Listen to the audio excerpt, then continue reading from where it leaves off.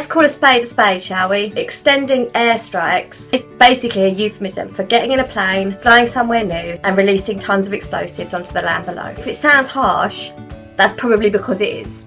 I need to be really careful how I say this. I don't want to be accused of being a terrorist sympathiser. Bombs will not stop ISIS. If showering the city of Raqqa was an effective way of degrading and destroying Daesh, then surely the 8,000 bombs dropped thus far by the world and his missus who were already at it would have done the job. In fact, the more you bomb them, the more they grow. David Cameron isn't interested in liberating the people of Syria, either from the Islamic State or the brutal Assad regime. David Cameron is interested in the spoils of war. Let's just get one thing straight. Nobody in a suit would give two shits about Syria if it wasn't a massive oil field. And despite consistent bombardment, ISIS still control that oil. A lot of people, they're only able to sell that oil with the help of our friends, Turkish and Saudi Arabian governments. Just saying, what happened in Paris was a tragedy that happens every week in the Middle East. But I guess only white lives matter when you're trying to justify the obliteration of innocence in a desperate grab for power and resources. Terrorism, #no sympathy, is a product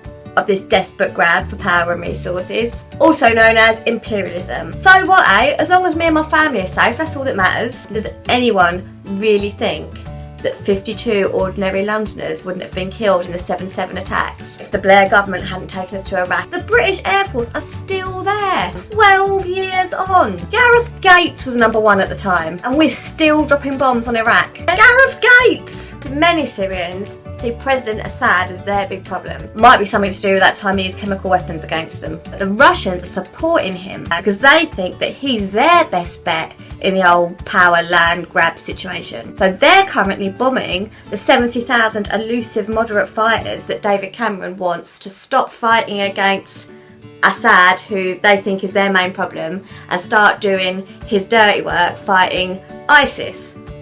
ISIS who are fighting with American guns.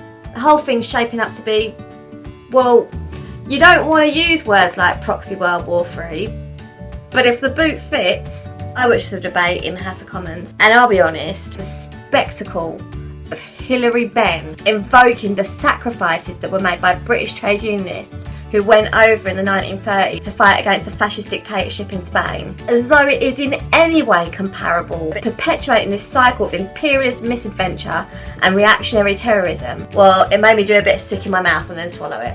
Nurses, midwives, physios, we have endured real terms pay cuts in the name of austerity. Yet there's always a spare few billion quid knocking around for a good war/oil grab. The cheers of MPs voting to extend airstrikes are not the cheers of a war taking place thousands of miles away, in which neither they nor their children will ever fight. They are the cheers of people who have managed to grub their way to the top table just in time to divvy up the ill-gotten gains of the war. I'm not being funny or nothing, but none of this would be happening if we had collective ownership of renewable energies. They say government's first duty is to protect its civilians, but that is completely at odds with their real purpose, acting as proxies for corporate interests. Oh, and Labour MPs who are upset about people trolling them on Twitter. You voted to kill people.